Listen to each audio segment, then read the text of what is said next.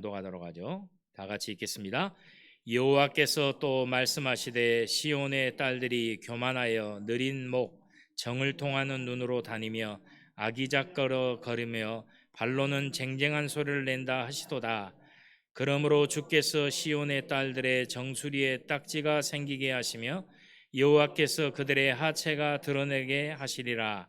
주께서 그날에 그들이 장식한 발목걸이와 머리에 망사와 반달 장식과 귀고리와 팔목걸이와 얼굴 가리개와 화관과 발목 사슬과 띠와 향압과 호심부와 반지와 코고리와 예복과 겉옷과 목도리와 손주머니와 손거울과 세마포옷과 머리 수건과 너울을 제하시리니 그때 썩은 냄새가 향기를 대신하고 노끈이 띠를 대신하고 대머리가 숱한 머리털을 대신하고 굵은 베옷이 화려한 옷을 대신하고 수치스러운 흔적이 아름다움을 대신할 것이며 너희의 장정은 칼에 너희의 용사는 전란에 망할 것이며 그 성문은 슬퍼하며 곡할 것이요 시온은 황폐하여 땅에 앉으리라. 아멘.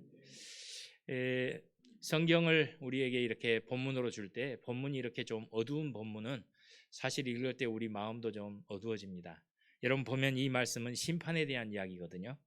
16절에 보니까 여호와께서 말씀하셨는데 시온의 딸들에 대해서, 시온의 딸들 어디입니까? 이스라엘의 백성들, 특별히 백성들을 시온의 딸들이라고 표현합니다. 여기도 꼭 여자 딸만 얘기하는 건 아니에요. 이스라엘의 여자들, 특별히 이스라엘의 사람들이 하나님을 등지고 살아가는 모습을 우리에게 설명합니다. 잘 보십시오. 교만하여 느린 목. 여러분, 아프리카 어떤 부족들은 미인이 되려면 목을 길게 해야 됩니다. 그래가지고 어떻게 합니까? 쇠사슬로 이렇게 동그란 쇠사슬을 목에다 자꾸 끼워요. 어릴 때 2개 끼고 조금 크면 또 더 끼고 더 끼고 나중에 성인이 돼서는 목이요 상당히 길어집니다. 그래서 목이 이렇게 인위적으로 목을 늘리는 거죠. 왜요? 그게 미인의 기준이었기 때문에 그래요. 근데 여기도 늘씬하게 보이기 위해서 목을 자꾸 늘렸다는 거예요. 인위적으로 늘리는 거죠. 근데 여러분 놀랍게도 그 앞에 하나 수식어가 붙어 있어요. 뭐예요? 교만하여. 그래 쉬운 말로 이스라엘의 딸들이, 이스라엘 백성들이 뭐 했다는 거예요? 교만했다는 거예요. 교만했다는 걸 이렇게 표현하는 거예요. 정을 통하는 눈으로 다니며, 정을 통하는 눈 뭘까요? 남녀가 이렇게 음란한 일을 하는 거죠. 그래서 이렇게 자꾸 유혹하고 서로 유혹해가지고 음란한 절에 빠지는 거예요. 아기작거리며 걸으며, 아기작거려 걸으며. 여러분 이해하시죠? 제가 얘기 안 해도 특히 여기 여자분들이 많기 때문에 잘 이해하실 거예요. 여자분들이 남편 되실 분을 유혹할 때 어떻게 합니까? 뒤에서 따라오면서 알면서 일부러 앞에서 이렇게 걷는 거죠. 봐라. 이러면 남자들이 거기에 혹 넘어가 가지고 이렇게 결혼하자고 청혼하고. 근데 청혼만 해도 다행인데 그게 일회성으로 하기 위해서 이렇게 아기작거리는 거예요. 살랑살랑 걷는 거죠. 쟁쟁한 소리를 낸다. 여러분 쟁쟁한 소리를 내면 어떻게 할까요? 발목에다가 발목걸이를 차는 거예요. 예쁘게 하기 위해서, 멋있게 하기 위해서 발목걸이를. 제가 이제 아는 교회 선생님 한 분이 기도원에서 근무하셨는데 기도원에 금식하러 갔더니 그 선생님이 교회에서 안 하는 걸 하고 있더라고요. 그래서 뭐냐 보니까 발목에 발목걸이를 하셨어요. 기도원에서 이제 근무하면서 좀 멋을 내시려고 발찌죠, 발찌. 반짝반짝한 발찌를 이렇게 하셨어요. 근데 굉장히 다른 사람처럼 보이더라고요. 저 선생님이 교회에서는 얼마나 절제하느라고 힘들었을까. 기도원에서 아는 사람이 없으니까 발찌를 하고 돌아다니고. 근데 이스라엘 사람들은요, 발찌를 한 개만 한 게 아니고 발에다가 소리가 나, 이렇게 자기들끼리 부딪혀서 쟁쟁한 소리가 나게. 그래서 이제 아기작거리면서 걸으면은 뭔 소리가 날까요? 쟁쟁한 소리가 더불어 날 수 있도록 이렇게 자기를 장식했다는 거죠. 근데 문제는 그 다음이에요. 하나님께서 17절에 그러므로 주께서 시온의 딸들의 정수리에 딱지가 생기게 하신다. 여러분 정수리에 딱지가 생긴다는 얘기는 뭘까요? 하나님이 징계하셔서 머리를 치셨기 때문에 머리에 상처가 나고 그 상처에 뭐가 됐어요? 나으면서 딱지가 생기는 거예요. 근데 여러분 여기는 한 번으로 이렇게 적어 있는데요. 이사야서 다른 말씀에 보면 딱지가 앉은 자리를 또 치셔가지고 딱지가 또 딱지를 입는. 그래서 여러분 딱지와 딱지의 경계선이 모호해지는, 여러분 이 상태를 아시겠어요? 건강을 한번 상해 보신 분들은 알아요. 몸에 이렇게 욕창 같은 게 나시면 한 군데 나다가 그 옆에 또 나고 또 나고 나중에 이게 점점 넓어져 가지고 욕창과 욕창 사이에 경계가 모호해지는 이런 상태를 얘기하는 거예요. 그러니까 하나님이 징계를 얼마나 심하게 하셨냐, 심하게 하신다 이런 얘기죠. 그 다음에 이제 여호와께서 그들의 하체가 드러나게 하신다. 여러분 하체가 드러난다 이해하시죠? 하나님께서 그들을 부끄럽게 하셨다는 거예요. 부끄럽게 하셨어요. 그래서 주께서 그날에 그들이 장식한 발목걸이, 머리에 망사, 반달 장식. 여러분 반달 장식 이건 뭐냐면요, 이스라엘 백성들이 이제 우상 숭배하고 겸해사거든요. 이스라엘에는 우상 숭배를 금했는데 이스라엘 백성들은 주변 국가들과 교류하면서 주변 국가들이 섬기는 신들을 자꾸 받아들여요. 그래서 달신을 섬기는 데는 뭘 만들어요?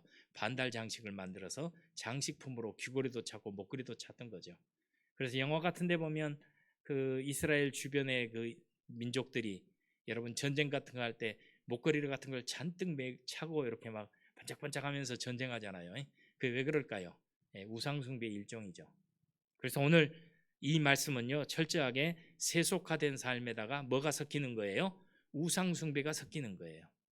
요즘 우리로 따지면 우리의 시대의 트렌드를 따라가는 멋을 부리는데 그것이 단지 멋만 부리는 게 아니고 거기다 우상 숭배 약간 이런 것들을 섞어 가지고 자기를 장식하는 거죠. 그래서 이제 하나님께서 그런 것들을 제하시고 귀걸이, 팔목걸이, 얼굴 가리개, 화관, 발목 사슬, 띠, 향압. 향압은 냄새나게 하는 거죠. 호신부, 반지와 코골이, 예복, 겉옷, 목도리, 손주머니, 손거울, 세마포, 머리수건, 너울 다 하나님이 어떻게 하신다? 제하신다는 거예요. 제하신다. 그때 24절 그때 썩은 냄새가 향기를 대신하고 그들은 향주머니를 차고 다니면서 향을 내게 하고 인위적으로 자기를 향 냄새를 내게 하는데 하나님이 그날에는 뭐 하신다 그래요? 향기 대신에 뭘요? 썩은 냄새가 나게 하시네요. 왜냐하면 징계하셨기 때문에. 징계하셔서 상처가 난 자리에서 썩은 냄새가 나게 하신다.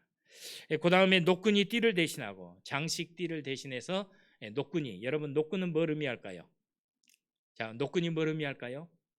노끈이 이웃나라의 포로로 잡혀가는 자유민이 종이 되는 하나님께서 징계하시는 거죠. 자유민으로 멋을 부리고 마음껏 우상을 섬기고 살다가 하나님이 징계하셔서 이제는 끈에 묶여 다니는 신세가 되게 하신다는 거죠.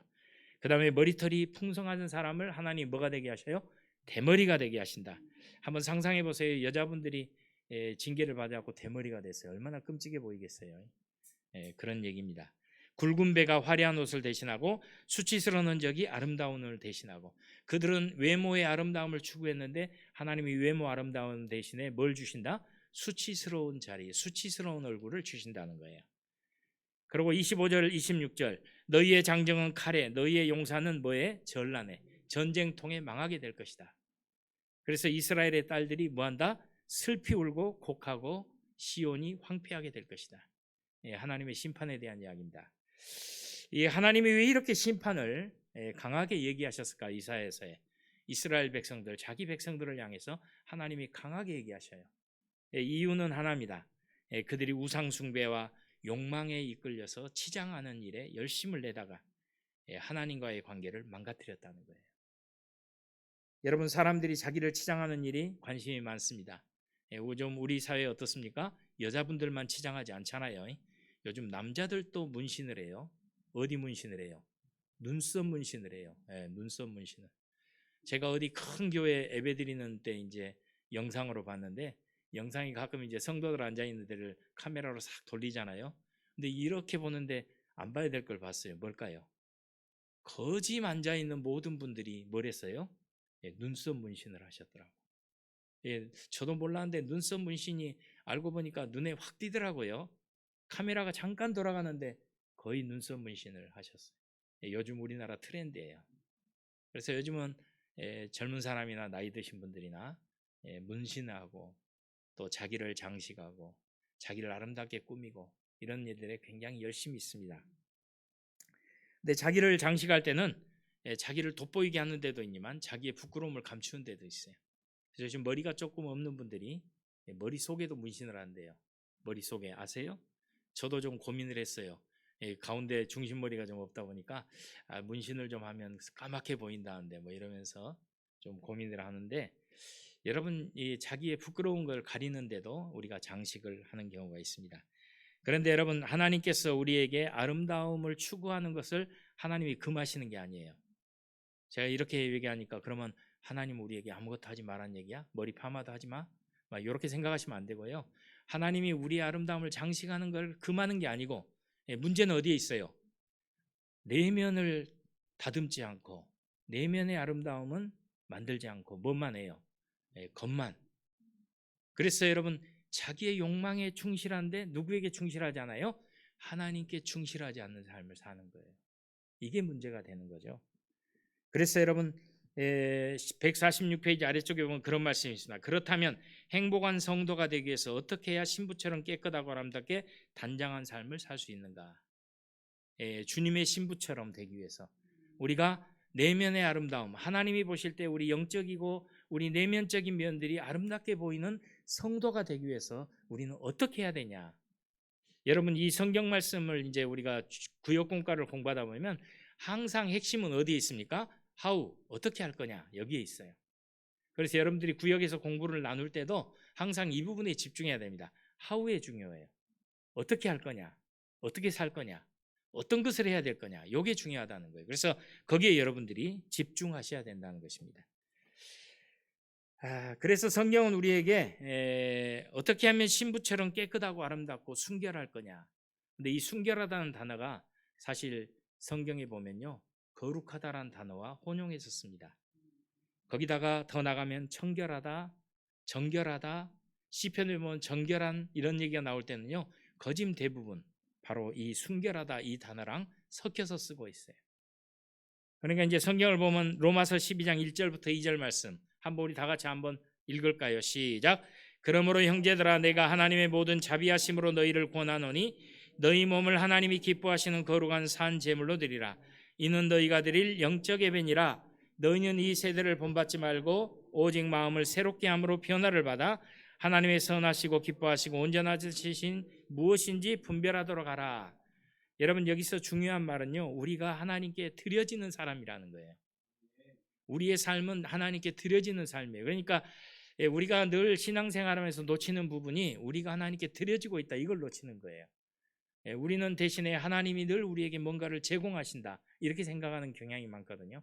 그래서 하나님이 뭘 주실 거냐, 하나님이 뭘 우리에게 지금 베풀 것이냐, 여기에 관심인데, 사실은 성경은 우리에게 이렇게 말해요. 우리가 하나님을 믿고 예수를 믿고 하나님의 자녀가 되었다면 그 다음에 우리는 어떤 사람이 돼야 돼요? 우리의 삶 자체가 하나님께 드려지고 있는 삶이라는 거예요. 그러니까 우리가 과거에 예수 믿기 전에는 내 마음대로 살 수 있었어요.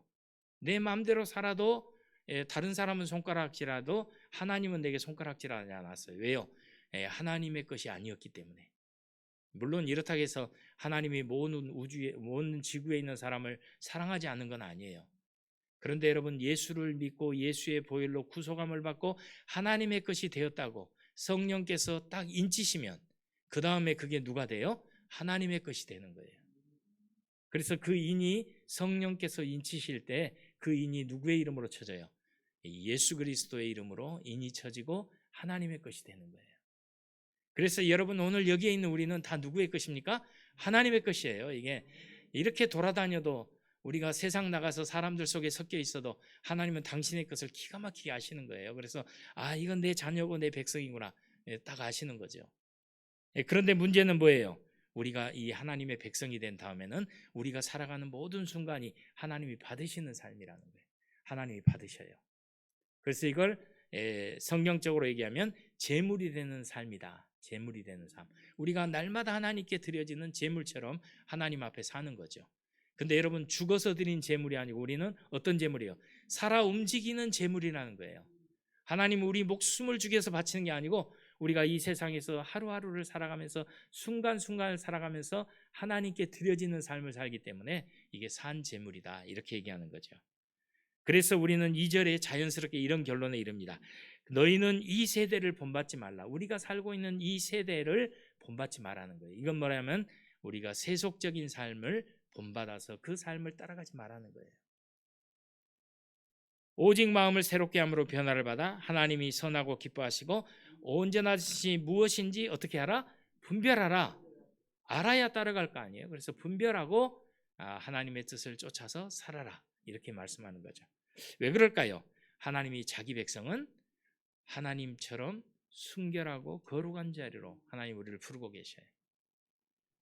갈라디아 5장 19절 21절 한번 볼까요? 여기에 보면 세속적인 게 뭔지를 우리가 잘 알 수 있어요. 갈라디아 5장 16절 26절 다 같이 한번 세번역인데요. 세번역 성경으로 여러분 조금 이해하기 쉽게 세번역 성경으로 올렸습니다. 다 같이 한번 읽어보죠. 시작. 내가 또 말합니다. 여러분은 성령께서 인도하시는 대로 살아가십시오. 그러면 육체의 욕망을 따라 살아가지 않게 될 것입니다. 육체의 욕망은 성령을 거스리고 성령이 바라시는 것은 육체를 거스릅니다. 이 둘이 서로 적대 관계에 있으므로 여러분은 자기가 원하는 일을 할 수 없게 됩니다. 그런데 여러분이 성령께서 인도해 주신 것을 따르면 율법 아래 있는 것이 아닙니다. 육체의 행실은 분명합니다. 곧 음행과 더러움과 방탕함과 우상숭배와 마술과 원수매증과 다툼과 시기와 분노와 이기심과 분열과 분파와 질투와 술취함과 흥청거리는 연애와 또 이와 비슷한 것들입니다. 내가 전에도 여러분에게 경고하였지만 이제 또다시 경고합니다. 이런 일을 하는 사람들은 하나님의 나라를 유업으로 받지 못할 것입니다. 그러나 성령의 열매는 사랑과 기쁨과 평화와 인내와 친절과 선함과 신실과 온유와 절제입니다. 이런 것들을 금할 법은 없습니다. 그리스도 예수께 속한 사람은 욕망과 함께 자기의 육체를 십자가에 못 박았습니다. 우리가 성령으로 삶을 얻었으니 우리는 성령이 인도해 주심을 따라 살아갑니다. 우리는 허영에 들뜨거나 서로 노엽게 하거나 질투하거나 하지 않도록 합시다. 여러분 이거 보면 우리가 뭘 따라가야 되는지를 알아요. 성경이 구체적으로 얘기하고 있어요. 오늘 이 말씀 우리에게 뭐라고 말합니까? 성령이 인도해 주시는 대로 살아라 이렇게 얘기해요. 여러분이 이제 이렇게 얘기하니까 어떤 분이 그러더라고요. 성령이 인도하심을 어떻게 할 수 있습니까? 여러분 성령이 인도하심을 어떻게 할 수 있어요? 성령이 인도하심을 우리가 알 수 있는 방법은요. 성령께서 우리에게 가까이 오시고 우리에게 말씀하시는 거예요. 여러분 우리가 성령을 쫓아가서 만나는 게 아니고 그분이 우리에게 오시는 거죠. 우리가 할 수 있는 건 딱 하나예요. 뭘까요? 마음을 겸손하게 하고 성령께서 오셔서 나를 다스리시도록 요청하는 거죠. 성령님 오셔서 도와주십시오. 나를 인도해 주십시오. 여러분 이런 겁니다. 뭔가를 잘 알 수 없을 때 여러분 기도하는 거예요.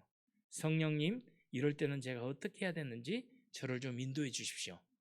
여러분 우리가 하나님 앞에 순전하다 이 말은요 굉장히 순진한 거예요.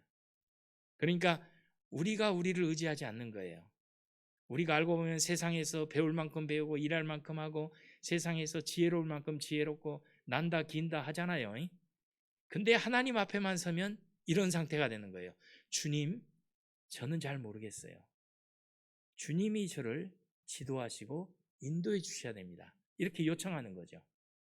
한 번 요청해서 안 되면 두 번 요청하고 두 번 안 되면 세 번 요청하고 때로 하나님이 기다리라면 기다리고 이러면서 주님의 인도하심을 요청하는 거예요.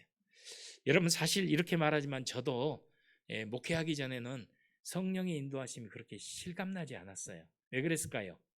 급하지 않거든요. 제가 딸린 식구가 없었어요. 쉬운 말로 교회에서 섬길 성도들이 없으니까 여러분 부교역자 생활할 때는 제가 책임지는 영혼들이 아니잖아요. 그러니까 별로 마음이 급하지 않더라고. 내가 조금 잘못해도 괜찮다 이러고 살았어요. 그런데 제가 뜻밖의 어느 날 갑자기 주님께서 담임을 하게 하셨는데 담임을 하니까 그 다음 날 또 부담이 이렇게 오는 거예요. 내가 뭔가를 말을 잘못하면 큰일 나는구나. 내가 뭔가 성도들에게 잘못 인도하면 이게 큰일 나는구나. 이게 쉬운 말로 내가 최전선에 서버린 거예요. 그러니까 그 다음에 어떻게 돼요? 이게 기도 안 할 수가 없어요. 그 다음에 주님의 응답이 없으면 움직일 수가 없는 거예요. 그래서 목회하면서 제가 철저하게 배운 것 중에 하나가 주님이 인도하지 않으면 움직이지 않는다 했어요. 이게 하나님 참 감사하게도 그걸 주님이 귀하게 여기신 것 같아요. 그래가지고 이렇게 새벽마다 나와서 이제 매일 기도를 하고 성도들 다 가도 남아서 기도하고 이랬는데 여러분 그 매일 하는 기도 속에 하나님이 침묵하시고 말을 안 하고 뭔가 표현도 안 하시고 뭔가 내 가까이 계신 것 같지 않을 때도 있더라고요. 그런데 그럴 때는 계속 기도했어요. 오늘 안 되면 내일 또 기도하고. 그런데 놀라운 사실은 그러다 보니까 어느 날인가 하나님이 제 마음 속에, 제 영혼 속에 하나님이 말씀하심이 울려오기 시작하는 거예요. 울려오기 시작해요. 그래가지고 주님이 이러는 거죠. 주님, 교회가 요즘 이런 상태인데요. 제가 어떻게 해야 될지를 모르겠어요. 그러면 이상하게 주님께서 마음속에 말씀을 주셔요. 그리고 마음속에 이렇게 어떨 때는 이렇게 뭘 해야 되겠다는 결심을 주셔요. 그 순간에. 그래서 그 생각을 다듬고 다듬어서 앞에 나가서 일을 하면 교회가 순탄하게 이렇게 가더라고요. 성도들이 어려울 때 그 성도의 가정을 품고 이렇게 기도하면 그 다음에 놀랍게도 그 문제들이 안 풀릴 것 같은데 어떤 시점에 하나님이 개입하심이 느껴지고 풀려지는. 그래서 이제 그때부터 이제 이게 재미가 난 거예요. 아, 우리가 하나님이 응답하지 않으면 가만히 있으면 되겠다. 그리고 하나님이 움직이라고 하면 그때 따라서 움직인다. 나중에 보니까 이게 성령의 인도하심이더라고요. 여러분 이게 목회자뿐이겠습니까? 성도로 사는 여러분의 삶에도 마찬가지입니다. 여러분의 삶에도 그런다 해서 가스불 켜놓고 주님께서 끄라고 안 했으니까 안 꺼야지 이러고 계속 해서 곰소 태우지 마시고요. 그런 건 아주 지혜롭지 못한 일이에요.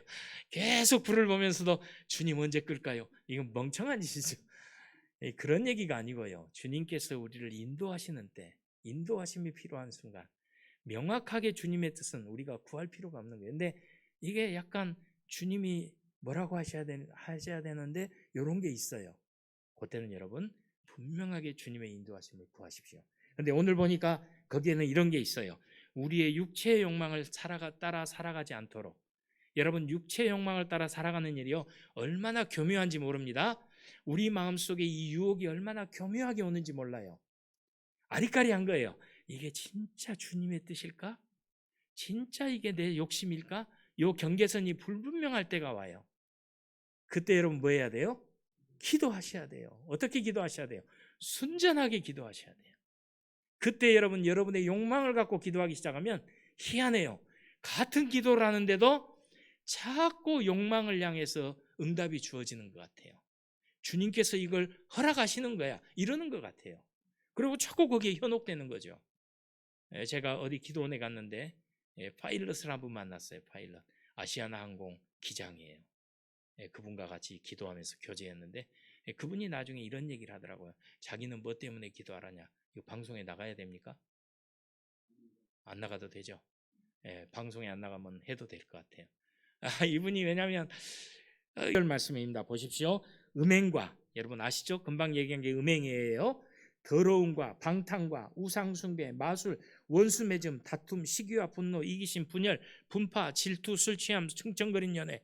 여러분 이 수많은 항목들이 다 우리를 헷갈리게 한다는 거예요. 이게 얼마나 강한지 모릅니다. 그래서 예수 믿고 사는 사람들이 때로 헷갈려가지고 이 욕망이 진짠가 하나님이 허용해 주실 수 있는 부분인가 이래가지고 왔다 갔다 하다가 한 번씩 넘어진다는 거죠. 보십시오. 더러움. 여러분 세상 나가보면 세상 사람들 얼마나 더러운 말과 행실들을 아주 부끄러움 없이 당당하게 하는지 몰라요. 이걸 당당하게 해요. 요즘 이제 유행하는 유튜브에 들어가 보면요. 이걸 당당하게 해요. 당당하게 할수록 뭐가 올라가요? 유튜브에 참여자들이 올라가고 수익이 올라가요. 더러운 말과 행실들. 이걸 당당하게 한다니까요. 방탕함. 여러분 방탕함도 마찬가지입니다. 술 취하고 방탕하고 흥청망청하고 여러분 우상숭배와 마술. 여러분 마술을 하니까 요즘 이 마술은 요즘 TV에 나오면 속임수 트릭을 통해서 뭔가 즐거움을 주는 마술 이게 아니고요. 이 당시 마술이라는 것은 약간 점성술 같은 거예요. 그래서 마술을 통해서 사람의 운명을 좌우하는 막 이런 거예요. 옛날 우리 사극에 보면 지푸라기 인형 들고 바늘로 콕 찌르면 으악 하고 막 쓰러지죠. 이런 게 이제 마술류예요. 마술류. 근데 사람들이 그런 데 현혹된다는 거예요. 원수매즘. 요즘 우리 사회의 가장 큰 문제가 뭘까요? 이 원수매짐이에요. 원한을 풀지 않아요. 누가 내게 잘못하면 두고두고 마음의 원한을 쌓고 아니면은 적극적으로 나가서 그 원한을 보복하고 안 되면 재판을 하고 너 죽고 나 죽자는 식으로 막 달라드는. 요즘 우리 사회에서 많이 보잖아요. 정치인들뿐이 아니고 이제 일반인들도 그래요. 그래서 여러분 원수 맺음과 다툼과 시기, 분노, 이기심, 여러분 이기심이 얼마나 우리를 신앙생활할 때 우리를 헷갈리게 하는지 모릅니다. 여러분 우리가 기도해 보면요, 주님이 때때로 우리가 원하지 않는 응답을 하실 때가 있어요. 근데 원하지 않는 응답이 뭘까요? 우리의 이기심을 충족시키지 않는 응답이에요. 내가 옆에 사람하고 분쟁이 있어요. 근데 주님이 기도할 때 내게 자꾸 이러는 거예요. 네가 양보해라. 근데 여러분 내가 아무리 생각해봐도 내가 양보 안 해도 이익을 취할 수 있고 충분히 이길 수 있는 싸움인데 주님께서 자꾸 그런 게 네가 양보해라. 자, 여러분 이때 어떻게 해야 돼요? 순종해야죠. 이 양보를 해야 되는 거예요. 근데 이게 양보가 쉬울 것 같죠? 그 순간에 이거 양보를 왜 해? 내가 이기는데, 내가 명분이 있는데, 내가 이익을 얻을 수 있는데, 이래가지고요 주님과 그 다음부터 줄다리기를 하는 거예요. 주님은 기도할 때마다 양보해라. 나는 주님 왜 양보해야 돼요? 못하겠어요. 이러다가 여러분 결국 어떻습니까? 순종하냐 불순종하냐 이 문제에 직면해 버리는 거예요. 사랑하는 성도 여러분, 순종은 간단합니다. 주님이 이거다, 그게 맞는 거예요. 이게 순종이에요. 주님이 포기해라, 포기하는 거예요. 주님이 그 이익이라도 네 이익이라도 당연히 받아야 될 이익이지만 내려놔라, 내려놓을 수 있어야 돼요. 우리의 이기심도 주님 앞에서 내려놓을 수 있을 때 이게 진짜 순종이고, 이럴 때 주님께서 우리에게 엄청난 위로와 은혜를 주십니다. 제가 이제 사실 이제 고백할 것 중에 하나가요, 제가 지난 6월에 이제 한 달 동안 새벽기도 인도하는데 그 6월에 제가 뭔 기술을 하나 배우러 다녔어요. 근데 한 15명이 한 팀인데 기술 하나 배우는데 그 기술을 배우러 가가지고 제가 선생 노릇 했잖아요. 못하는 사람들 다 가르쳐 주는 거예요. 선생님 없을 때 제가 다 가르쳐 줘요. 야, 이렇게 그래갖고 다들 그랬어요. 아, 저분은 분명히 합격할 거야. 근데 여러분 이상하게 시험만 보면 계속 저만 떨어져요. 그래갖고 3번을 봤는데요, 다른 종목하고 해서 5번을 봤어요. 5번을 다 떨어져요. 근데 제가 느낄 때 이런 거예요. 이게 충분히 될 수 있는 건데 그 순간 탁 떨어지는 거예요. 예를 들어 순번을 뽑을 때 1번이 제일 불리한데 1번을 뽑아요. 그래서 내가 바보같이 앞에 서서 1번 뽑아놔. 다음에 가서 맨 뒤에 앉았는데 그때는 또 선생님이 다 통을 뒤집더니 뽑는 거예요. 그러더니 내한테서 내가 드디어 또 1번을 뽑는 거예요. 이러고 계속 떨어지는 거죠. 그래서 한 5번쯤 떨어지고 나니까 마음속에 이러더라고요. 이건 주님이 기뻐하지 않는구나, 이런 결론에 이르는 거예요. 주님이 기뻐했다면 당연히 돼야 되는데 이게 자꾸 떨어지는 거죠. 그래서 이제 결론을 얻었어요. 주님이 기뻐하지 않는구나. 그 다음에 어떤가요? 결정을 해야 되는 거예요. 이걸 계속해서 드디어 자격증을 따고 내가 뭔가 나중에 내가 해야 될 어떤 영역을 개척을 해야 되는가, 아니면은 여기서 내려놓을까. 네, 주님께서 그때 제 마음속에 찬송 하나를 자꾸 주시는 거예요. 그 찬송이냐면 내 안에 거하라, 너는 내 것이다. 이 찬송을 자꾸 주셔요. 근데 여러분 찬송을 부르다가 너는 내 것이다 하는데요, 마음속에 이런 마음이 드는 거예요. 주님 것인데 내가 너무 염려가 앞서가지고 내가 뭔가를 대책을 세우기 위해서 발버둥 치다가 결국 이 자리까지 왔구나. 주님이 기뻐하지 않는데 하고 있구나. 이런 생각이 드는 거예요. 그래서 그 다음에 어떻게 했을까요? 창피를 무릅쓰고. 왜냐하면 주변에 아는 사람들이 다 언제 되냐고 물어보거든요. 창피를 무릅쓰고 선언을 했어요. 나는 이제 시험 안 본다. 이게 다 그러는 거예요. 왜 안 보냐는 거예요.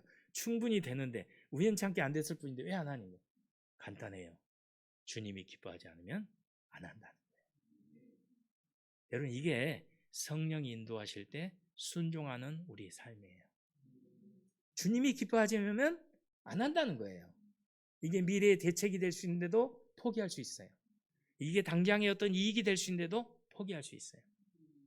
왜냐하면 6월 달부터 제가 하는 일 중에서 수익금이 한 300 정도가 모자랐거든요. 이게 모자라요. 돈이 자꾸 말려 들어가요. 그래서 이제 처음에는 청약 통장 하나를 깼어요. 그동안 넣었던 청약을 깨서 막았어요. 그 다음에 또 안 되니까 보험을 하나 깨가지고 또 막았어요. 그러니까 여러분 간절하잖아요. 내가 이 기술 하나를 배워서 하면 한 300만 더 벌면 이제 더 이상 깨지 않고 현상 유지를 할 수 있겠다. 이런 계산이 딱 떨어지는 거예요. 그래서 열심히 했어요. 그리고 남들이 다 그랬어요. 저 능이 되고 저 사람은 충분히 할 수 있고. 그리고 또 희한한 유혹이 와요. 자격증도 안 따는데 취직 자리가 자꾸 나오는 거예요. 아직 자격증도 안 따는데 취직 자리가 자꾸 열려요. 남들은 못 간다는데 저는 열려가지고 지방에만 한번 내려가면 싹 되겠다. 이런 생각이 드는 거예요. 어떻게 했어요? 근데 여러분 간단해요. 하나님이 기뻐하시면 가는 거고 하나님이 기뻐하지 않으면 멈추는 거예요. 이게 예수 믿는 사람의 매력입니다. 근데 여러분 아십니까? 우리가 그렇게 순종했을 때 주님께서 우리에게 뭘 주셔요? 당신이 기뻐하신다는 사실을 우리에게 알게 해주셔요. 엄청난 기쁨이 막 오는 거예요. 그리고 부끄러움이 아니고 당당함이 와요. 그래 나는 주님이 원해서 안 했어. 이 당당함이에요. 이게 여러분 얼마나 당당한지 아십니까? 나중에 이런 게 돼요. 기도하다가 뭔가 막히잖아요. 주님께 이렇게 말한 거예요. 주님이 싫어해서 안 했는데요. 주님 어떻게 하실까요? 이러는 거예요. 여러분 굉장히 강한 확신과 더불어서 하나님이 주신 은혜가 있습니다. 그렇게 얘기하니까 하나님이 우리에게 어떻게 하실까요? 하나님이 당신의 문을 여시더라고요. 그래서 예수 믿는 사람들은 이기심도 뛰어넘고 분열과 분파와 질투와 여러분 예수 믿는 사람도 시기와 질투가 굉장히 강합니다. 그래서 여러분 교회에서 공동체 안에서 때로 시기와 질투의 문제가 나오면요 이렇게 해요. 절대 양보가 없어요. 예수 믿는 사람은요 절대 양보가 없어요. 왜 양보가 없을까요? 내가 하는 건 주님의 뜻이기 때문에 그래요. 내가 지금 하고 있는 건 주님의 뜻이에요. 저 사람이 주님의 뜻을 어기고 있다는 거예요. 그래가지고 서로 다툼이 있고 시기와 질투가 일어나기 시작하면요 절대 양보가 없어요. 왜? 주님의 뜻에서 물러나면 안 되거든요. 그래서 막 머리가 터져도 싸우는 거예요. 그래서 여러분 목사님들 싸우면 승산이 안 나요. 결정이 안 나요. 왜? 목사님들은 다 주님의 뜻을 잊고 싸우잖아요. 내가 주님의 뜻이다 이러고 싸우니까 이게 싸움이 해결이 안 나는 거예요. 뭐가 빠졌어요? 주님 앞에 순전함이 빠져 있는 거예요. 어린아이 같이 엎드려야 돼요. 주님의 뜻이 정말 뭐가 옳은가를 이해하게 한 최선의 길은요 내가 어린아이 같이 내 모든 생각과 이기심과 내가 옳다고 주장하는 것들을 다 바닥에 내려놓고 주님 앞에 기도해야 되는 거예요. 주님이 말씀하시는 게 맞습니다. 주님이 제게 인도하시는 대로 가겠습니다. 이렇게 하는 거죠. 그래서 여러분 질투와 시기의 문제를 넘어서야 됩니다. 술 취함과 흥청거리는 연애, 여러분 세상 사람들 사는 유일한 이유죠. 흥청망청 모여서 연애하고 즐거움을 얻고 또 헤어지면 또 다음 연애 장소를 시간을 잡고 또 모이고 여러분 한 번이라도 연애에 자기가 빠지면은 아주 자기가 소외되는 것 같고 막 이러고 살아갑니다. 예수 믿는 사람들은 이런 부분에 분명하게 우리가 결정을 해야 됩니다. 성령의 인도대로 살아야 됩니다. 여러분 우리의 마음을 단장하는 거예요. 겉모습이 아니고 우리의 마음을 단장하는 건 뭘로부터 할까요? 성령의 인도하심부터 시작돼요. 성령께서 우리 안에서 원하는 길을 쫓아가면 우리 안에서 점점 하나님이 기뻐하시는 모습으로 우리가 자라가는 거예요. 이걸 성경은요 하나님의 형상을 이룬다 이렇게 표현합니다. 하나님이 우리를 만드실 때 하나님의 형상대로 만드셨어요. 이건 모양, 거죽이 하나님의 형상이다 이런 얘기가 아니에요. 우리 속사람, 우리 영혼이 하나님의 형상을 이루도록 만드셨어요. 그래서 우리가 이 땅에 살아갈 때 성령의 인도하심대로 따라가면 기어이 그 자리에 뭘 이룹니까? 하나님을 닮은 사람, 하나님의 성품을 닮은 사람 이렇게 되는 거예요. 그 하나님의 성품을 닮은 사람이 어디 나옵니까? 오늘 22절부터 나와요. 22절. 그러나 성령의 열매는 뭐예요? 첫 번째 사랑입니다. 사랑이에요. 이기적이지 않는 사랑, 내 욕망을 앞세우지 않는 사랑, 순수한 사랑이죠. 하나님이 보여주는 순수한 사랑. 그래서 성령께서 우리 안에서 인도해가지고 열매 맺는 게 바로 사랑이라는 거예요. 그 다음에 기쁨이 있습니다. 이건 세상이 누리는 잠시 기쁨이 아니에요. 하나님으로부터 주어지는 기쁨이에요. 여러분 제가 하나 간증을 좀 할게요. 제가 전도사로 섬길 때 이제 성수동 교회를 섬겼는데 제 집은 노량진이었어요. 노량진에서 성수동을 왔다 갔다 하면서 섬겼는데 어느 주일날 오후에 교회에서 이제 모임을 마치고 오는데 차를 운전하기 시작하면서 마음이 계속 다운이 되는 거예요. 그러면서 어떤 마음이 드냐면 이런 마음이 드는 거예요. 마음이 막 계속 다운되면서 슬퍼하고 뭔가 답답하고 뭔가 막 짜증이 나고 막 운전을 하면서 그래서 나중에 운전하다 이런 생각이 들었어요. 운전하고 가다가 어디를 콱 박을까 막 이런 마음이 드는 거예요. 막 짜증스러운 거예요, 이게. 뭔가 사고를 쳐야만이 막 되겠다는 마음이 막 드는 거예요. 그런데 운전하고 오다 보면 동부이천동을 지나오거든요. 동부이천동을 지나올 때쯤 돼서 마음속에 갑자기 이런 생각이 들어요. 아, 기도해야 되겠다. 그래서 운전대를 붙잡고 운전하면서 기도를 하는 거예요. 주님, 제 마음이 이렇게 짜증스럽고 다운돼요. 어떻게 해야 되겠어요? 주님 도와주세요. 내 마음이 기쁨으로 회복되게 해주세요. 이렇게 기도하는데 여러분, 그때 제가 이런 체험을 했어요. 그 기도를 마치고 아멘 하고, 물론 눈을 뜨고 기도하죠, 운전하니까. 근데 아멘 하는 순간 희한하게 마음속에 이렇게 그 앞에 있던 감정들이 갑자기 사라지면서, 안개처럼 사라지면서 마음속에 기쁨이 막 오는 거예요. 근데 이건 뭔가가 얻었기 때문에, 뭔가가 보상으로 주어졌기 때문에 오는 기쁨이 아니고 그냥 기쁨이에요. 이게 뭘로부터 오는 게 아니고 그냥 하나님이 부어주시는 기쁨이다, 이런 느낌이 있는 거예요. 사랑하는 성도 여러분, 우리가 일상을 살면서 성령께서 인도하실 때 바로 이 기쁨이 있습니다. 이 기쁨이 있어요. 저희 아내 얘기를 조금 하면, 저희 아내는 참 피곤하게 살아요. 왜냐하면 제가 일을 잘 안 도와주고 또 이렇게 일을 부지런히 하는 사람이다 보니까 막 일을 다 떠맡아서 해요. 저희 집 일뿐이 아니고 처갓집 일, 뭐 여기저기 일만 보면 떠맡는 스타일이에요. 그런데 이상하게 늘 찬송을 해요. 저희 집에서 저보다 찬송을 더 많이 하는 사람이 저희 아내예요. 그래서 제가 언젠가 속으로 그랬어요. 대체 뭐가 저리 좋을까? 근데 아내가 언제 한번 저한테 이런 얘기를 하더라고. 이제 같이 이제 나이가 좀 들어서 이제 한번 얘기를 할 때 아내가 그래요. 막 혼자 웃어요, 갑자기 앉았다가. 그래서 왜 그러냐고 그랬더니, 뒤돌아보니까 사는 게 참 재밌었어. 참 재밌게 살았대요. 그럼 혼자 실실 웃고 막 그래요. 그래서 왜 웃냐고 그랬더니, 생각해보니까 지금까지 살아온 게 너무 재밌었어. 여러분, 재밌을 일이었거든요. 시어머니 모시고 10년 넘게 살았죠. 아이들 키웠죠. 제가 일할 때 와서 일 다 도와줬죠. 피곤하면 피곤했지 재밌을 일이 없어요. 그런데 정말 재밌었대요. 그래서 제가 속으로 했어요. 저건 하나님 주신 마음이지 사람 마음이 아니다. 여러분, 이게 기쁨이에요. 예수 믿는 사람은요, 이게 기쁩니다. 희한해요. 환경과 상관없는 기쁨이 있어요. 이건 어떻게 이제 더 이상 설명을 못 하겠어요. 이건 해봐야 아는 일이에요. 해봐야 아는 일. 그 다음에 뭡니까? 평화가 있습니다. 인내가 있습니다. 친절과 선함과 신실과 온유와 절제가 있습니다. 이 모든 성령의 열매들이 성령의 인도하심대로 살아가다 보면 우리 안에서 맺혀집니다. 저는요, 성격이 굉장히 좀 급한 다혈질이었어요. 그래서 젊었을 때는 성격이 좀 급했어요. 그래서 여러분, 뭔가 말로 이렇게 차근차근 설명 못하고 소리부터 질렀어요. 해! 마! 이런 스타일이에요. 그런데 이제 제가 이제 예수를 믿으면서도 이렇게 해! 마! 뭐 그만둬! 막 이런 식이거든요. 그러니까 여러분, 얼마나 주변 사람들이 피곤했겠어요. 그런데 제가 이렇게 기도하고 하나님 앞에서 다듬어져 가고 성령의 인도하신 대로 살다 보니까 요즘은요, 많이 바뀌더라고요. 왜냐하면 성령의 인도하심 속에서 우리가 절제가 돼가는 거예요. 절제가. 그래서 우리의 본성대로가 아니고 본성을 뛰어넘는 이 덕목들이 우리 삶에 나타나기 시작하는 거예요. 이게 성령의 인도하심이죠. 마지막 26절, 우리는 허영에 들뜨거나 서로 노엽게 하거나 질투하거나 하지 않도록 합시다.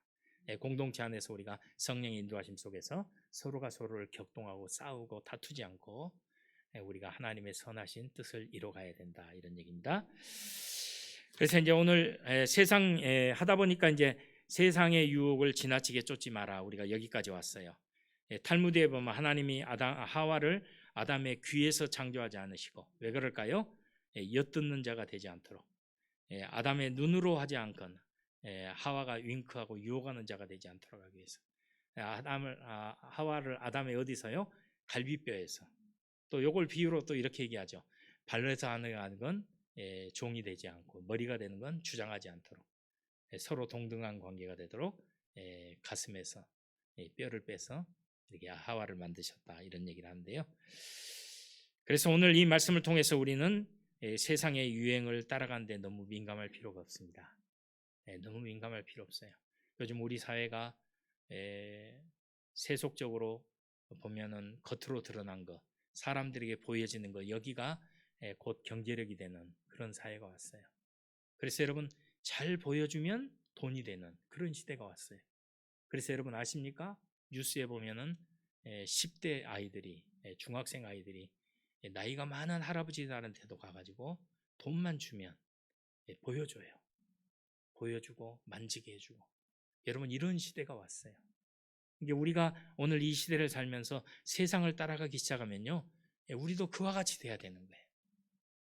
근데 오늘 주님이 우리에게 뭐라 그래요? 세상과 같이 살지 마라 이렇게 얘기하는 거예요. 그래서 예수 믿는 사람은 분명히 여기에서 선을 그을 수 있어야 됩니다. 우리는 아니야. 세상 모든 사람이 저 길로 가도 우리는 아니야. 그래서 주님이 얘기하시잖아요. 세상에 넓은 길로 가지 않고 우리가 어느 길로 가요? 좁은 길로. 좁은 길이라니까 괜히 꼴목으로 다니라 그런 얘기가 아니에요. 여러분 우리 자신이 세상 사람이 다 옳다고 여기고 좋다고 여기고 그것이 돈이 된다고 여기는데도 우리는 주님이 그건 세속적인 일이고 주님이 원하지 않는다면 우리는 안 갈 수 있는, 세상 사람들이 다 왜 저런 걸 선택해 할 때 주님이 원한다면 그 길을 걸어갈 수 있는, 이게 좁은 길인 거예요. 근데 우리는 뭘 믿어요? 그 좁은 길에서 하나님의 인도하심과 인정하심과 하나님의 축복하심이 있다. 이걸 믿고 가는 거예요. 그래서 여러분 오늘날 유행을 따라가지 않도록 하십시오. 유행을 따라가지 않도록 하십시오. 물론 유행이 다 틀리지는 않습니다. 근데 유행을 따라가다 보면 우리가 오류에 빠지는 경우가 많이 있습니다. 요즘 유행을 잘 따라가다가 망한 사람 최근에 뉴스에 한 사람 나왔죠. 누구죠? 남현희 씨. 그죠? 전창조와 남현희. 전청조와 남현희죠. 27살짜리 여자와 42살짜리 여자가 27살짜리를 성전환 시켜가지고 이렇게 부부처럼. 근데 여러분 이유는 하나예요. 전청조가 치는 사기에 돈이 많다니까 넘어간 거예요. 여러분 돈이 많다니까. 42살이나 먹은 여자가 돈이 많은 거 이러니까 거기에 다 용납을 해주는 거예요. 뭣도 용납해줘요. 여자가 남자로 바뀐다고 해도 용납해주고, 괜찮아, 네가 여자였다가 남자로 바뀌어도 내가 결혼해 줄 수 있어. 여러분 다 이유는 뭐예요? 돈 때문에요. 돈 때문에. 돈이 많으니까. 돈 많으면 다 용서가 되는 거예요. 옛날에는 얼굴이 이쁘면 용서가 되는데 요즘 뭐가 많아야 용서가 돼요? 돈이 많아야 용서가 돼요. 얼굴 이뻐도 용서가 안 되는 게 있어요. 근데 돈이 많으면 다 용서가 되고 용납이 되는 그런 시대가 우리가 사는 시대라니까. 근데 이런 시대를 살면서 예수 믿는 우리가 똑같이 따라가 보세요. 뭐가 되겠어요? 하나님이 기뻐하지 않는 거죠. 로마서 13장 12절 14절, 지금부터 이제 빠르게 나갑니다. 로마서 13장 12절 14절 다 같이 읽습니다. 시작. 밤이 깊고 낮이 가까웠으니 그러므로 우리가 어둠의 일을 벗고 빛의 갑옷을 입자. 나 때와 같이 단정히 행하고 방탕하거나 술 취하지 말며 음란하거나 호색하지 말며 다투거나 시기하지 말고 오직 주 예수 그리스도로 옷 입고 정욕을 위하여 육신의 일을 도모하지 말라. 여러분 아시죠? 밤이 깊고 낮이 가까웠대요. 이제 새벽이 다 왔어요. 주님이 이 땅을 심판하실 때가 왔어요. 어떤 것 때문에? 이 징조 때문에 그래요. 세상에 흘러가는 징조가 밤이 깊을 대로 깊어져 갔어요. 그래서 우리에게 뭐라 그래요? 이제 낮이 가까웠기 때문에 예수 믿는 사람들은 낮과 같이 단정히 행하고 방탕하거나 술 취하거나 음란하거나 호색하지 말고 다투거나 시기하지 말고 오직 육신의 일을 도모하지 말고 주님을 따라야 된다. 이 말씀을 하는 겁니다. 그래서 영혼을 단장해야 됩니다. 영혼을 단장해야 돼요. 우리 영혼을 단장할 수 있어야 됩니다. 그래서 여러분 영혼은 우리가 뭐 어떻게 매일 아침 거울을 보고 단장할 수 있는 부분이 아니잖아요. 뭘 갖고 단장해요? 성령의 인도하심 속에 단장이 되는 거예요. 제가 이제 목회할 때 어떤 할머니 한 분, 80세에 넘은 할머니가 계셨는데 그 할머니가 이런 얘기를 하시더라고요. 평생에 남편 일어나기 전에 화장을 안 해본 적이 없대요. 평생을 결혼하고 평생을 남편이 눈을 뜨기 전에 먼저 일어나서 화장부터 탁 하시고 아침을 준비하다 보면 남편이 일어난대요. 평생을 그렇게 사셨대요. 80세가 넘었는데 그래서 물어봤어요. 지금도 그러시냐? 지금도 그러신대요. 아주 새벽같이 일어나서. 근데 여러분 아십니까? 그 남편 되는 분이 교회를 안 나왔는데요. 전도를 하려고 우리가 열심히 했죠. 근데 그 남편 되는 분이 나중에 그런 얘기를 해요. 딴 건 몰라도 마누라가 원하면 뭐든지 한대요. 뭐든지 한대요. 왜 그럴까요? 남편 앞에 그 정도로 자기를 단장을 했다는 거예요. 그러니까 남편이 뭐라 그래요? 저 부인이 원하는 건 다 해주는 거예요. 그래서 제가 태안에 있을 때 태안에 새로 아파트를 지었는데 그 남편이 아파트 40 몇 평짜리 아파트를 샀어요. 그래갖고 누구에게요? 그 부인에게 딱 주는 거예요. 왜 그랬을까요? 평생을 그 시골의 작은 철물점에서 이렇게 작은 방에서 두 분이 사시다 보니까 이제 그 부인이 그런데도 평생 단장하고 아침에 남편을 맞아주니까 남편이 보상을 하고 싶은 거예요. 그래가지고 여러분 태안에서 최고로 좋은 아파트 처음에 생겼는데 40 몇 평을 사가지고 부인 앞에 딱 주는 거죠. 그러면서 부인에게 당신 오늘부터 여기 살아라는 거예요. 그래갖고 그 부인 되신 분이 교회를 막 나온 지 얼마 안 된 새신자였는데 우리 교우들을 다 불렀어요. 그 집에. 그 집에 가니까 집이 너무너무 좋은 거예요. 그래서 우리가 다 같이 그랬어요. 아니 이렇게 좋은 집을 살게 됐냐 그랬더니 자기가 평생을 남편이 일어나기 전에 뭐 해서요? 꽃단장 해가지고 그 집을 받았다는 거예요. 꽃단장 해가지고. 제가 왜 말씀드릴까요? 우리도 주님 앞에서 우리 영혼을 그렇게 단장해 가야 되는 거예요. 주님이 볼 때 정말 기뻐하는 사람으로 우리가 성령의 인도하심 속에 우리를 단장해 가면 여러분 사람 남편도 감동해서 집을 사주는데 하나님께서 우리에게 어떻게 하시겠어요? 하나님이 감동되면 이 집 하나가 문제가 아니에요. 하나님의 은혜가 있습니다. 이사야서 61장 10절입니다. 다 같이 읽습니다. 시작. 신랑에게 제사장의 관을 씌우듯이 신부를 폐물로 단장시키듯이 주께서 나에게 구원의 옷을 입혀주시고 의의 옷을 둘러주셨으니 내가 주 안에서 크게 기뻐하며 내 영혼이 하나님 안에서 즐거워합니다. 여러분 주님께서 우리에게 이렇게 단장해 주신다는 거죠. 디모데전서 2장 9절 10절 다 같이 읽습니다. 시작. 또 이와 같이 여자들도 단정하게 옷을 입으며 소박함과 정절로서 자기를 단장하고 따은 머리와 금이나 진주나 값진 옷으로 하지 말고 오직 선행으로 하기를 원하노라. 이것이 하나님을 경외한다 하는 자들에게 마땅한 것이니라. 하나님을 경외한다면 어떻게 해야 돼요? 겉으로 드러나는 것 때문에 우리가 인정되는 게 아니고 주님이 원하는 선행을 행함으로 인정된다는 거예요. 그래서 여러분 보십시오. 여자들도 어떻게 단정하게 옷을 입고 여자들에게 꾸미지 말란 얘기가 아니에요. 근데 어떻게 하라고요? 단정하게 꾸미라는 거예요. 어떤 목사님이 이제 저희 교회 같이 작은 교회가 아니고 큰 교회 목사님인데 한번 그런 얘기를 하시더라고요. 뭐 설교하다 보면 제일 민망한 게 있대요. 그게 뭐냐면 여자분들이 너무 옷을 화려하게 입고 짧게 입고 이렇게 막 뭔가 아슬아슬하게 입고 오신 분들이 있다는 거예요. 목사님이 설교하다 보면 성도들을 자연스럽게 봐야 되는데 이게 눈을 어디다 둘지를 모르겠다는 거예요. 그러고 교회 와가지고 앉아 있는 거예요. 이게 이제 단정하지 않는 거죠. 여러분이 단정함을 잘 모를까봐 제가 설명을 좀 드린 거예요. 소박하고 정절로서 한 마음을 가지고 주님을 섬기고 한 마음을 가지고 삶을 살아내는 거죠. 자기를 단장하고 대신에 따은 머리나 금이나 진주나 값진 옷으로 하지 마라. 값진 옷으로. 시간이 가기 때문에 더 말씀을 드리지 않습니다. 영혼을 단장하십시오. 그 다음에 이제 뒤로 넘어가셔서 우리가 3번 성도는 하나님의 전신갑주로 단장해야 됩니다. 자, 디모데전서 2장 9절에서 10절. 또 이와 같이 여자들도 단정하게 옷을 입고 소박함과 정절로서 자기를 단장해야 됩니다. 얘기했죠. 베드로전서 3장 4절 다 같이 읽습니다. 오직 마음에 숨은 사람을 온유하고 안정한 심령에 썩지 아니할 것을 알아. 이는 하나님 앞에 값진 것이니라. 하나님 앞에 값진 것 잘 이해가 안 가죠? 세 번역으로 제가 다시 한번 읽도록 하겠습니다. 3절 4절 세 번역 시작.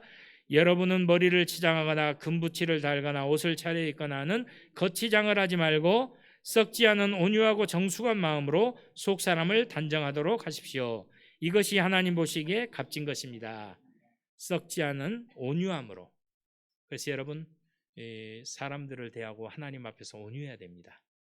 착해야 됩니다. 저는 늘 주장하는 것 중에 하나가 예수 믿으면 착해져야 된다 이렇게 말합니다. 예수 믿으면 착해져야 돼요. 이게 하나님이 원하시는 거예요. 우리가 선한 일을 열심히 하는 주님의 백성이 돼야 돼요. 그 다음에 정숙한 마음, 여러분 차분하고 안정된 마음으로 우리가 삶을 살아내야 된다. 자, 그 다음에 에베소서 6장 13절부터 18절 말씀 한번 읽고 우리가 마치도록 하겠습니다. 12절부터 읽죠. 시작. 우리의 씨름은 혈과 육을 상대하는 것이 아니요 통치자들과 권세들과 이 어둠의 세상 주관자들과 하늘에 있는 악의 영들을 상대함이라. 그러므로 하나님의 전신갑주를 취하라. 이는 악한 날에 너희가 능히 대적하고 모든 일을 행한 후에 서기 위함이라. 그런즉 서서 진리로 너희 허리띠를 띠고 의의 호신경을 붙이고 평안의 복음이 준비한 것을 신을 신고 모든 것 위에 믿음의 방패를 가지고 이로써 능히 약한 자의 모든 불화살을 소멸하고 구원의 투구와 성령의 검 곧 하나님의 말씀을 가지라. 모든 기도와 간구를 하되 항상 성령 안에서 기도하고 이를 위하여 깨어 구하기를 항상 힘쓰며 여러 성도를 위하여 구하라. 여러분, 이 시대가 참 어려운 시대입니다. 갈수록 어려워질 것입니다. 우리 시대보다 우리 자녀 시대가 더 악해질 것입니다. 그런데 여러분, 성경은 우리에게 이걸 원합니다. 세대가 악해지고 우리 시대가 악해진다 해도 우리는 무장을 단단히 해야 된다는 거예요. 성령께서 우리를 준비시킨 대로 당당하게 준비해서 우리가 이 시대 안에서 영적인 싸움을 싸워내고 우리가 승리해야 된다고 우리에게 말합니다. 자, 149페이지 나눔의 시간 두 번째입니다. 나눔의 시간 2번. 외적인 아름다움을 단장하기 위함은 인간의 본능이다. 인간은 단장하게 돼 있어요. 여러분, 애완견을 키워보고 애완묘를 키워보면 고양이도 단장합니다. 고양이도 늘 여러분 발로 눈을 부비고요, 혀로 자기 털을 다듬고 늘 해요. 여러분 보십시오. 늘 애완견들도, 개들도 그럽니다. 개들도 틈만 나면 자기를 다듬어요. 하물며 인간인데 자기를 단장하지 않겠습니까? 머리도 예쁘게 하고 머리도 단장하게 하고. 저도 이제 시간이 없어서 지금 몇 주째 머리를 못 깎으러 가는데요. 사람은 다 거울 보면서 그런 생각합니다. 좀 깎아야 되겠다, 단정하게 해야 되겠다, 뭔가 해야 되겠다, 이런 생각합니다. 그러나 당신에게서 하나님 보시기에 가장 아름다운 영적인 단장 부분은 어디이고 마귀의 공격 표적이 될 수 있는 가장 취약한 부분은 어디입니까? 여러분, 여기 보면 영적인 단장 부분과 취약한 부분이 사실은 따로 있는 게 아니고 두 개가 되게 보면 일치돼 있어요. 하나님이 원하는 영적으로 단장해야 될 부분을 우리가 못하고 또 그 부분이 우리 삶에서 때때로 약한 부분이기 때문에 뭐예요? 마귀도 늘 그쪽으로 공격해 와요. 그래서 이게 약간 그래요. 하나님 보시기에 가장 아름다운 영적인 단장 부분. 이 책을 쓰신 분은 그게 이제 따로 있다고 생각하시는 거예요. 영적으로 내가 잘 준비된 부분과 취약한 부분이 어디냐, 이걸 얘기하는데요. 사실은 잘 준비된 부분이 어떨 때 보면 가장 취약한 부분일 때가 많아요. 그래서 여러분, 내가 자꾸 넘어지는 때 어디서 넘어지는가를 보면 알아요. 예를 내 성질머리가 어디 가서 잘 넘어지고 내가 뭔가 준비한 것들이 어디에서 자꾸 실패하는가를 보면 내가 영적으로 가장 우리가 신경 써야 될 부분이 이 부분이다, 우리가 이렇게 생각이 되는 거죠. 그래서 여러분, 한번 자기 자신을 이 시간 생각해 보시고 하나님 앞에 내가 이렇게 준비돼야 되겠다, 이런 부분이 약하기 때문에 내가 이렇게 해야 되겠다, 이렇게 한번 자기 정리해 보는 시간. 그래서 특별히 이제 구역 모임에서 이 부분에 좀 나누시면, 그래서 이제 공부는 간단하게 하셔도 괜찮은데 서로 말씀을 나누고 이 부분에 대해서 집중해서 나눠가지고 서로의 약한 부분을 위해서 기도해 줄 수 있는 그런 구역이 되면 좋겠습니다. 자, 여기까지 했고 질문 있으면 질문하십시오.